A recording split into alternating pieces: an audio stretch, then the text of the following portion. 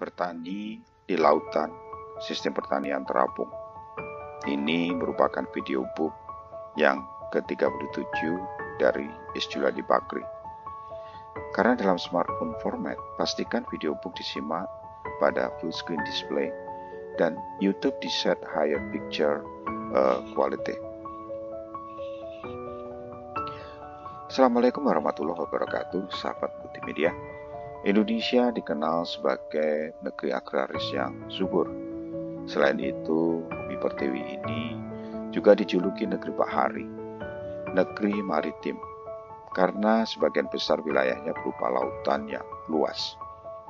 Namun predikat negeri agraris yang subur ini nampak semakin pudar.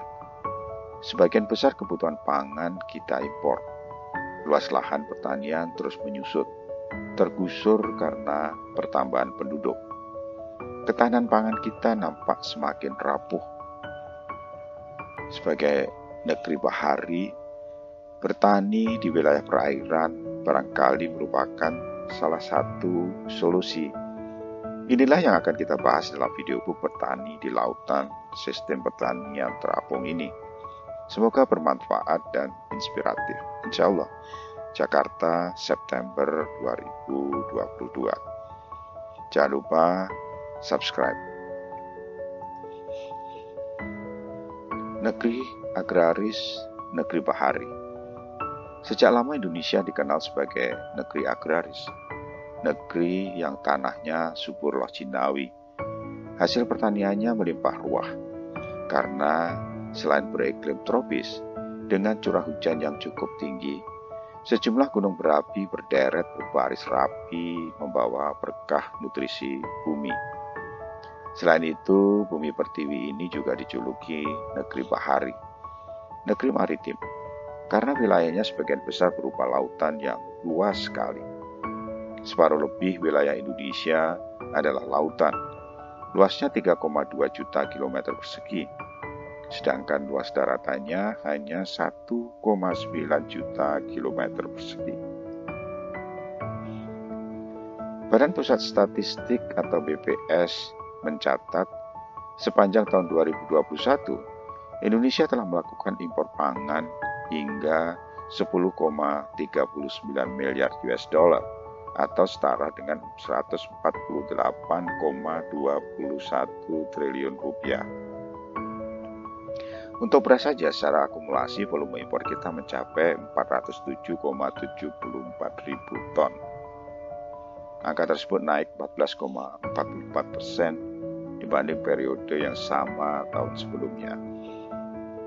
Semakin banyak kita impor pangan, tentu saja semakin lemah ketahanan pangan kita.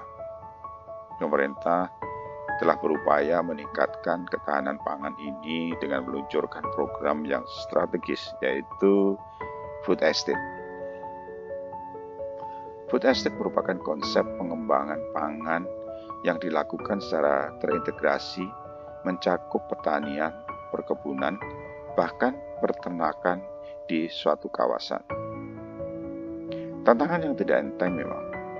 Untuk meningkatkan ketahanan pangan, diperlukan upaya-upaya dan kreativitas serta inovasi teknologi.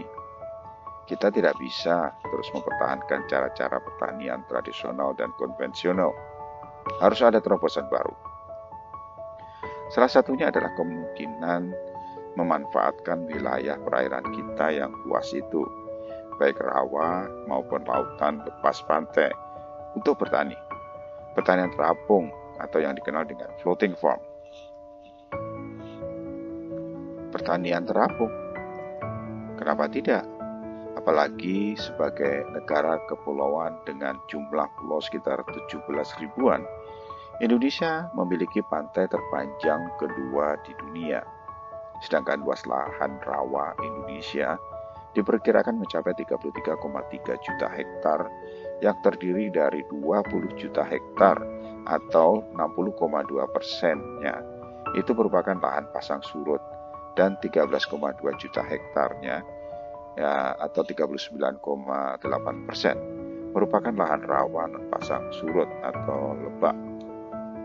Sistem pertanian terapung bukanlah teknologi baru, sudah biasa dipraktekkan oleh suku Aztec ribuan tahun yang lalu. Juga petani-petani Bangladesh, ini karena lingkungan wilayahnya rawa-rawa. Bahkan Belanda baru-baru ini telah mulai membangun floating farm dengan teknologi modern. Pada dasarnya yang diperlukan tanaman untuk bisa hidup dan berkembang dengan baik itu, yang utama adalah nutrisi, air, dan lingkungan yang cocok.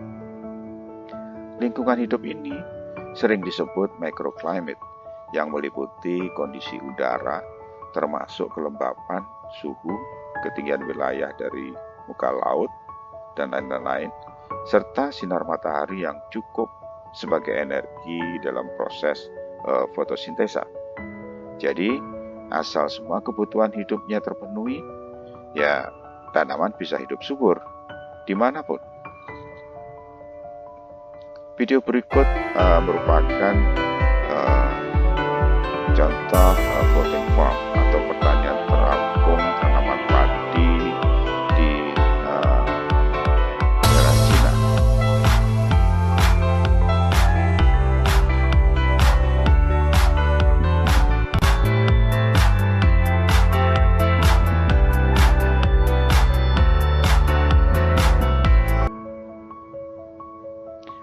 Silahkan mengunjungi YouTube channel Agritech VN untuk menyimak video lengkapnya. Ya, bercocok tanam bisa di mana saja, tanpa tanah pun bisa hidup, karena nutrisi hanya bisa diserap akar kalau berupa larutan. Fungsi tanah di alam sebagai sumber mineral atau nutrisi yang kemudian larut karena ada air, selain tentu saja sebagai tempat pegangan akar.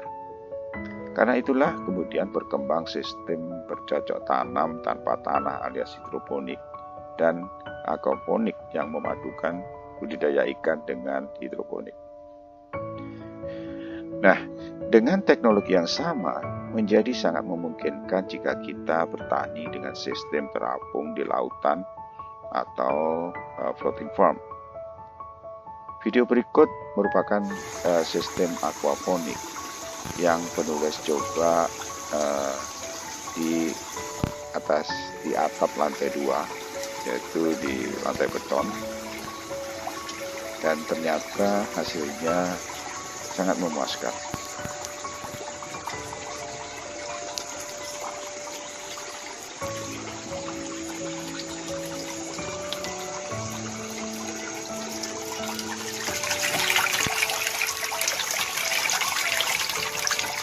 Untuk melihat video lengkapnya, silahkan mengunjungi YouTube channel Sulady Bakri. Dengan membangun semacam rakit terapung atau floating deck di lepas pantai, rawa-rawa atau danau, kita bisa bertani di atas wilayah perairan, terutama di sekitar kota-kota besar yang umumnya terletak di dekat laut atau delta sungai. Pertanian terapung bisa dibangun secara sederhana dengan memanfaatkan bahan-bahan sekitar yang murah. Di atas rakit bambu atau tong plastik bekas misalnya. Bisa juga dibangun sistem pertanian terapung yang modern seperti di Rotterdam, Belanda. Video berikut adalah floating farm yang di Rotterdam itu. So we can always produce healthy food close to the consumer. Make the farm part of a city. It's what we call transformation. We want to be completely self-sufficient over here on energy, water and feedstock within the city. So if you look at the building we developed, it is a 3-layer building. There's one part below the water and it's really cool in temperature, so we can use that cool space. And there is a processing area on the first layer. And then we have the 3rd layer as a stable. We collect rainwater from the roof. The rainwater is being filtered with the membrane technology and then goes back as drinking water for the cows. We have floating solar panels next door, and we also reuse the manure to make it a fertilizer to give back to the city. So we not only give back dairy to the city, but also the manure as a fertilizer. We're still waiting for a windmill. Video lengkapnya silakan mengunjungi YouTube channel Friting. Gambar berikut merupakan contoh desain sistem pertanian terapung yang bisa diterapkan baik di lautan maupun di daerah rawa-rawa. Bagian pertama merupakan kolam ikan yang juga berfungsi sebagai penampung air hujan. Kemudian ada greenhouse untuk bertani sayuran maupun buah-buahan. Atap greenhouse ini juga berfungsi sebagai pengumpul air hujan. Kemudian ada kincir angin sebagai pembangkit listrik dan merupakan sumber energi.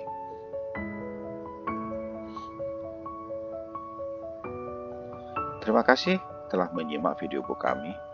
Silakan mengunjungi YouTube channel Isyuladi Bakri atau ketuk atau klik tautan link pada description untuk menyimak video book lain yang menarik. Jangan lupa subscribe.